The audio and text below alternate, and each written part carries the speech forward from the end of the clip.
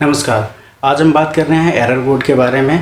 Air conditioner में जो error code आते हैं एक्चुअल में वो एरर कोड क्या होते हैं, कैसे उनको रीड करते हैं, उसके बारे में बात करेंगे। और एक इम्पॉर्टेंट एरर के बारे में बात करेंगे जो कि सबसे ज़्यादा आता है और सबसे ज़्यादा लोगों को परेशान भी करता है। तो बात करते हैं एरर की। एरर का मतलब होता है, अगर हम हिंदी में देखें तो एरर का मतलब होता है गलती। यानी कि एयर कंडीशनर के अंदर अगर कोई भी कंपोनेंट या कोई भी प्रोसेस ठीक से काम नहीं कर रहा है तो उसके आगे एरर लगा दे। अब जैसे एक कंपोनेंट है एयर सेंसर। अब एयर सेंसर अगर ठीक से काम नहीं कर रहा है तो एयर सेंसर का एरर आ जाता है। यानी कि एयर सेंसर जिस काम के लिए लगाया गया है अगर वो काम ठीक से नहीं हो रहा है या पूरा नहीं हो रहा है, एयर सेंसर ओपन है या शॉर्ट है, तो एयर सेंसर का एरर आता है। इसी तरह से बाकी भी कंपोनेंट्स होते हैं और कुछ प्रोसेस भी होते हैं। जैसे रेफ्रिजरेंट ट्रैवल करता है रेफ्रिजरेंट सिस्टम के अंदर, तो वो ठीक से अगर ट्रैवल नहीं कर रहा, चोकिंग हो गया है या फिर उसमें गैस कम है तो ठीक से काम नहीं कर रहा है, तो रेफ्रिजरेंट का एरर आ जाता है। अब एक और एरर आता है जिसको बोलते हैं कम्युनिकेशन एरर। अगर कम्युनिकेशन एरर का मतलब है कि इंडोर से आउटडोर के बीच में जो कम्युनिकेशन होता है, इंडोर आउटडोर को कमांड भेजता है, आउटडोर इंडोर को कमांड भेजता है, अगर वो ठीक से नहीं हो पा रहा है तो कम्युनिकेशन का एरर आता है। तो चलिए देखते हैं कि कई सारे ब्रांड जो हैं वो एरर कोड को अलग अलग कोड के हिसाब से नॉमिनेट करते हैं। सभी ब्रांड के एरर कोड सेम नहीं होते हैं। तो कुछ ब्रांड के बारे में हम देख लेते हैं कि एक ही प्रॉब्लम के लिए कोई ब्रांड कुछ और कोड डिक्लेयर करता है, कोई ब्रांड कुछ और कोड डिक्लेयर करता है। प्रॉब्लम सबकी एक है। हो सकता है कि जैसे एयर सेंसर है, वोल्टास एयर सेंसर को एयर सेंसर की प्रॉब्लम के लिए E4 एरर कोड देती है, कोई दूसरी कंपनी है वो E3 देती हो। सो इसलिए जब कभी भी कोई भी एरर कोड आ रहा हो तो हमें दो चीज़ें सबसे ज़्यादा ध्यान देने वाली होती हैं। सबसे पहला है तो ये कि वो किस ब्रांड का एसी है, दूसरी बात ये है कि उसका मॉडल क्या है। तो फिर हम उस ब्रांड का उस मॉडल के अकॉर्डिंग एरर कोड का लिस्ट देखेंगे, जिससे कि हमें पता चलेगा कि वो जो कोड आ रहा है एसी के अंदर, एरर कोड आ रहा है, उसका सही मतलब क्या है, उसकी सही डिस्क्रिप्शन क्या है, जिससे कि हम एक सही नतीजे पर पहुंच सकते हैं और एसी के अंदर जो भी प्रॉब्लम है उसको ठीक से सॉल्व कर पाएंगे। अभी हम देखते हैं मेरे पास ये बहुत सारे मॉडल्स हैं जो कि वोल्टास ब्रांड के हैं।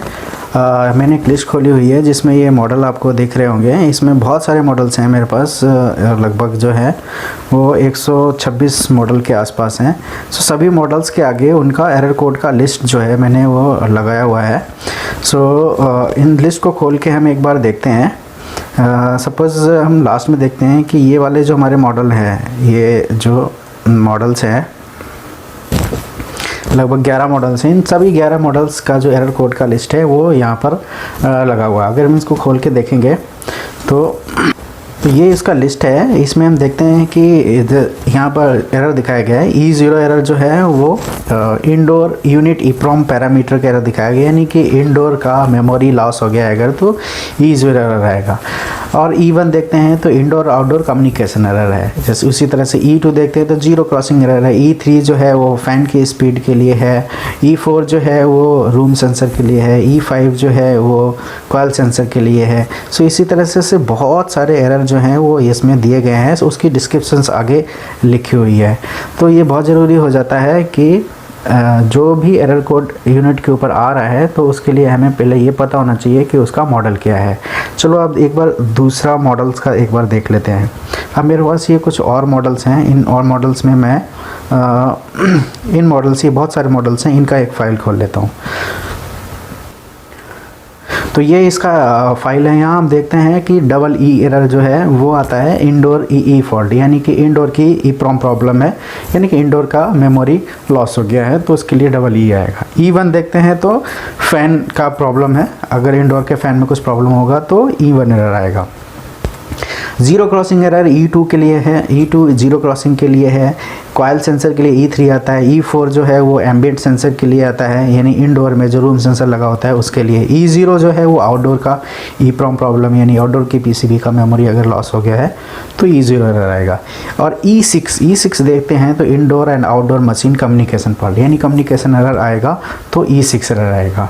तो अभी हमने जैसे दूसरे मॉडल्स में देखा था कि उसमें क्या था कि E1 जो एरर है वो कम्युनिकेशन एरर था, और उसके अलावा मैं दूसरा मॉडल देखता हूँ तो उसमें E6 एरर है। अब ये एक ही ब्रांड है, वोल्टास ब्रांड है, बट मॉडल अलग अलग है। मॉडल अलग अलग होने की वजह से क्या होता है कि जो है ये कोडिंग जो है वो चेंज हो गई। प्रॉब्लम एक ही है, कम्युनिकेशन की प्रॉब्लम है, बट एक मॉडल में कम्युनिकेशन को E6 से नॉमिनेट किया है, एक मॉडल में कम्युनिकेशन को E1 से नॉमिनेट किया है। तो बहुत ज़रूरी है कि जब भी हम एरर कोड रीड करते हैं तो हमें मॉडल और ब्रांड पता होना ज़रूरी है। सो अभी हम देख लेते हैं बहुत कुछ ब्रांड्स हैं जो देख लेते हैं कि एक कम्युनिकेशन एरर को किस किस कोड से नॉमिनेट करते हैं। तो यहाँ हम देख रहे हैं कि हमारे पास बहुत सारे ब्रांड हैं, वोल्टास है, LG है, डाइकन है, सैमसंग है, ब्लू स्टार है, हिटाची, कैरियर, गोदरेज, सैन्यो। अब अगर हम देखें Voltas, E6 error, E1 error, EL01 error, इसकी डिस्क्रिप्शन क्या है, कम्युनिकेशन एरर। LG अगर देखते हैं CH05, डाइकन देखते हैं U4, सैमसंग देखते हैं E101, E102, blue star E6। ये जितने भी मॉडल हैं इन सब में जो एरर शो कर रहे हैं इन सब का मतलब कम्युनिकेशन एरर है। यानी प्रॉब्लम सिर्फ एक ही है, लेकिन ब्रांड जो है वो उस प्रॉब्लम को अपने अपने हिसाब से कोडिंग कर रहे हैं, अपने हिसाब से नॉमिनेट कर रहे हैं। तो चलो हम एक बार देख लेते हैं कि कम्युनिकेशन एरर जो है वो किन किन वजह से आता है, क्योंकि एक कम्युनिकेशन एरर ही ऐसा मुश्किल प्रॉब्लम है जो आजकल टेक्नीशियंस को ज़्यादा परेशान करता है। जितने भी टेक्नीशियंस हैं इन्वर्टर AC रिपेयर करने वाले, उनके सामने जो सबसे बड़ी प्रॉब्लम होती है वो यही होती है कि कम्युनिकेशन एरर आया तो उसको कैसे सॉल्व करें, क्योंकि इसमें कोई पार्ट तो ख़राब है नहीं। अब पार्ट अगर ख़राब भी है तो उसको डायग्नोज कैसे करें। कम्युनिकेशन एरर कोई सिंगल पार्ट ख़राब होने की वजह से आता नहीं, कि इंडोर में या आउटडोर में कहीं पर भी कुछ भी प्रॉब्लम होने की वजह से कम्युनिकेशन एरर। तो कैसे आइडेंटिफाई करें कि कम्युनिकेशन जो एरर आ रहा है वो किसकी वजह से आ रहा है। तो कुछ छोटे छोटे पॉइंट्स हैं मेरे पास जो मैं आपको साथ शेयर करना चाहूँगा कि कम्युनिकेशन एरर जो है वो किन किन रीज़न से आ सकता है। तो सबसे पहले देखते हैं matching code CPU of indoor and outdoor. इसमें क्या होता है कि सभी जो ACs होते हैं उसमें एक इंडोर होता है, एक आउटडोर होता है, और उन सब में उनका कोड अलग अलग होता है, उनके सीरियल नंबर अलग अलग होते हैं, बट एक नंबर ऐसा होता है जो दोनों का एक ही जैसा होता है, यानी कि CPU कोड। कुछ मॉडल में CPU कोड बोलते हैं, कुछ मॉडल में कुछ और बोलते हैं। CPU का मतलब होता है कंप्लीट बिल्ट यूनिट। तो अगर हम देखेंगे इसका कोड अलग है, इसका कोड अलग है, ये आउटडोर है, ये इंडोर है, इसका सीरियल नंबर अलग है, इसका सीरियल नंबर अलग है, लेकिन दोनों का जो CPU कोड है वो सेम है। अब दोनों का CPU कोड सेम होने का मतलब ये है कि ये वाला इंडोर ये वाले आउटडोर के साथ में सिंक किया गया है। तो अगर ये दोनों का कोड सेम रहेगा तो उसमें कम्युनिकेशन एरर नहीं आएगा। अगर ये दोनों सेम नहीं है तो कई बार क्या होता है कि जब एक नया AC कोई डीलर डिलीवर करता है और एक ही गाड़ी में कई सारे यूनिट इंडोर के हैं, कई सारे यूनिट आउटडोर के हैं, तो इसका इंडोर उसका आउटडोर किसी कस्टमर के घर पे डिलीवर हो गया और कोड मैच नहीं किया, तो इस तरह की प्रॉब्लम आती है। तो इंस्टॉलेशन करते समय सबसे पहले ये चेक करना चाहिए कि दोनों का CPU कोड मैच कर रहा है या नहीं कर रहा है। अगर ये मैच नहीं कर रहा है तो कम्युनिकेशन एरर आएगा। दूसरा समझते हैं, दूसरा पॉइंट होता है line neutral main connection should be as per the parameter. So हम देखते हैं कि जो इंडोर में हमारी मेन लाइन आता है स्टेबलाइज़र से आता है, और स्टेबलाइज़र से पहले MCB में आता है। तो स्टेबलाइज़र से जो मेन सप्लाई हमारी इंडोर में आ रही है उसमें लाइन, न्यूट्रल और अर्थ तीनों जो हैं वो ठीक से होने चाहिए। ठीक का मतलब ये है कि जो इसमें वायर है ब्राउन वाला, ब्राउन नॉर्मली जो है वो लाइन होता है, और ब्लू वाला जो है वो नॉर्मली न्यूट्रल होता है, और ग्रीन जो है वो अर्थ होता है। सो रेड या ब्राउन बार पे ही लाइन होना चाहिए। तो ये प्रॉपर तरीके से चेक कर लो लाइन टेस्टर से या मीटर से कि ब्राउन वाले बार पे ही लाइन आ रही है या नहीं आ रही है, कहीं वो इंटरचेंज तो नहीं है, क्योंकि कई बार पीछे से लाइन न्यूट्रल इंटरचेंज जाते हैं तो इधर भी इंटरचेंज हो जाएंगे। तो वो इंटरचेंज नहीं होना चाहिए, ब्राउन वाले बार पे ही लाइन होना चाहिए और ब्लू वाले पे ही न्यूट्रल होनी चाहिए। अगला पॉइंट है proper earthing is very important end voltage should be 220 to 240 volt. इसमें हम देखते हैं कि हमारा जो हम मेन सप्लाई आती है उसमें अर्थिंग जो है वो बहुत महत्वपूर्ण रोल निभाती है इन्वर्टर एसी में। इन्वर्टर एसी में अर्थिंग होना बहुत ज़रूरी है, क्योंकि क्या होता है, इतना बड़ा सर्किट है, इसमें बहुत सारे कंपोनेंट्स काम करते हैं। कहीं पर भी वोल्टेज अगर लीक करती है, सो जो लीकेज वोल्टेज होती है वो पूरे सर्किट में घूमती है। अब इन्वर्टर एसी में क्या होता है, इंडोर से आउटडोर, आउटडोर से इंडोर जो है ना, वो कमांड आती जाती रहती हैं। वो सिग्नल्स होते हैं और उन सिग्नल्स के बीच में ये जो लीकेज वोल्टेज है अगर आ जाती है तो वो सिग्नल्स को डिस्टर्ब करती है। सो कम्युनिकेशन ठीक से पास नहीं हो पाता इंडोर से आउटडोर, आउटडोर से इंडोर के बीच में, तो फिर कम्युनिकेशन एरर आता है। तो उसके लिए क्या होना चाहिए कि अर्थिंग जो है वो प्रॉपर होनी चाहिए। अब अर्थिंग चेक करने के बहुत सारे वीडियोज़ ऑलरेडी अवेलेबल हैं यूट्यूब पर, बट फिर भी मैंने एक मेथड आसान तरीके से समझाता हूँ कि सबसे पहले आपको लाइन न्यूट्रल के बीच में वोल्टेज चेक करनी है, उसके बाद लाइन और अर्थ के बीच में वोल्टेज चेक करनी है, जो थोड़ी सी ज़्यादा होनी चाहिए अगर प्रॉपर अर्थिंग है। तो अगर वोल्टेज लाइन न्यूट्रल के बजाय लाइन अर्थ में कम आ रही है तो इसका मतलब वो अर्थिंग वीक है। अब कि जितना कम आएगा उतना ज़्यादा वीक है। और उसके बाद फिर हम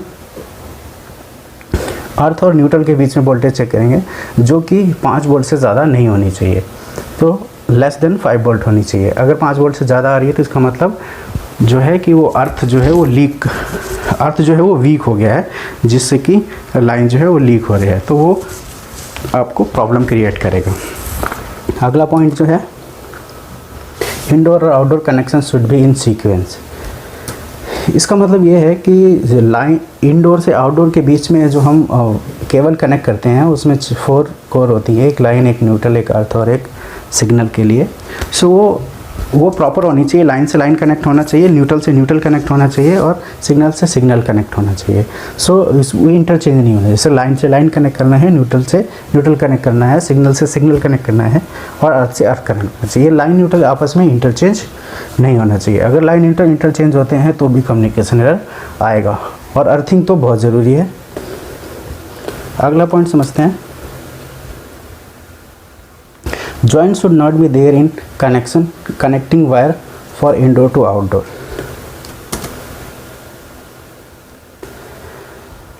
आमतौर पर देखा होगा कि जब इंडोर या आउटडोर जब हम इंस्टॉल करते हैं और उनके बीच में दूरी ज़्यादा होती है, कुछ एक फिक्स लेंथ की वायर उसके साथ में आती है, बट जब लेंथ उससे ज़्यादा होती है इंडोर और, तो हम एक एक्स्ट्रा वायर लेके उसके साथ में जोड़ देते हैं।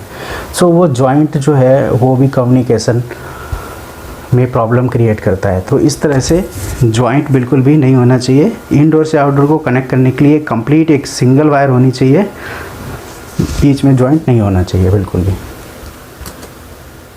अगला समझते हैं, loose connection should not be there. Loose connection obviously अगर इंडोर या आउटडोर या जहाँ पर भी इलेक्ट्रिकल कनेक्शन है वहाँ कहीं पर भी अगर लूज कनेक्शन है, कनेक्टर लूज है या थिम्बल लूज है, यहाँ पर इंडोर की पीसीबी में, आउटडोर की पीसीबी में, बीच में कनेक्टर में कहीं पर भी अगर लूज कनेक्शन है तो भी कम्युनिकेशन एरर आ सकता है। All connection should be as per the wiring diagram. कई बार क्या होता है कि हम कुछ प्रॉब्लम को चेक करने के लिए कुछ वायर को डिस्कनेक्ट करते हैं।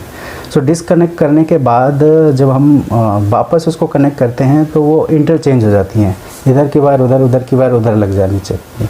तो इस तरह से अगर होता है तो भी कम्युनिकेशन एरर आ सकता है या कुछ और भी फॉल्ट हो सकता है।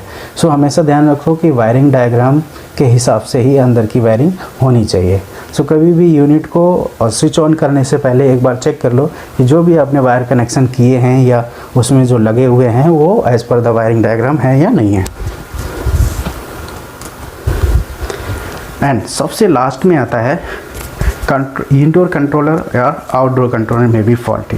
ये सारी चीज़ें हमने चेक कर ली, एक बार हम फिर से नज़र डालते हैं। जब भी कम्युनिकेशन एरर आता है तो कम्युनिकेशन आने की क्या क्या वजह हैं वो हमने डिस्कस की। अब हमने सबसे पहले कोड चेक कर लिया, कोड ठीक था। उसके बाद हमने line neutral, main line neutral check कर लिया, मान लो वो भी ठीक है। उसके बाद अर्थिंग चेक किया हमने, अर्थिंग भी ठीक है, अर्थिंग भी प्रॉपर है। उसके बाद फिर हमने लाइन और न्यूट्रल और अर्थिंग और सिग्नल जो इंडोर से आउटडोर को जा रहे हैं उनका सीक्वेंस भी चेक कर लिया, वो भी प्रॉपर है, उसमें भी कहीं पर भी इंटरचेंज नहीं है, ठीक तरह से जा रहा है। उसके बाद और वायर में कहीं जॉइंट भी नहीं है, ठीक है। उसके बाद हमने चेक किया कि बहुत सारे कनेक्शंस जो लगे हुए हैं वो भी सब टाइट हैं अच्छी तरह से, कहीं भी लूज कनेक्शंस नहीं है। उसके बाद हमने वायरिंग डायग्राम के हिसाब से पूरी वायरिंग भी चेक कर ली। अब लास्ट चांस बचता है कि इंडोर का पीसीबी ख़राब हो सकता है या आउटडोर का पीसीबी ख़राब हो सकता है। सो इंडोर का पीसीबी कम्युनिकेशन आउट कर रहा है या नहीं कर रहा है, या कम्युनिकेशन दे रहा है या नहीं दे रहा है, ये चेक करने के लिए ऑलरेडी मैंने एक वीडियो बनाया हुआ है, वहाँ जाके आप देख सकते हैं उसको कि इंडोर का पीसीबी कम्युनिकेशन दे रहा है या नहीं दे रहा है, ये कैसे चेक करें। तो इंडोर का पीसीबी कंफर्म हो जाएगा कि वो कम्युनिकेशन दे रहा है या नहीं दे रहा है। उसके बाद बचता है आउटडोर का पीसीबी और कंप्रेसर। तो इसके लिए भी मैंने ऑलरेडी एक वीडियो बनाया हुआ है, काफ़ी लोगों ने उसको पसंद किया है। तो उस वीडियो को देखकर भी आपको ये समझ में आ जाएगा कि आउटडोर का पीसीबी कंप्रेसर के लिए सप्लाई आउट कर रहा है या नहीं कर रहा है। ये चेक करने का प्रोसेस क्या है, उधर चेक करके भी हमें आसानी से ये पता लग जाएगा कि आउटडोर के पीसीबी ठीक है या उसमें कुछ प्रॉब्लम है। तो इस तरह से इतने सारे पॉइंट्स जो हमने डिस्कस किए, ये सारे पॉइंट्स अगर हम ठीक तरह से चेक कर लेते हैं तो काफ़ी हद तक हमें मदद मिलेगी कम्युनिकेशन एरर को सॉल्व करने के लिए।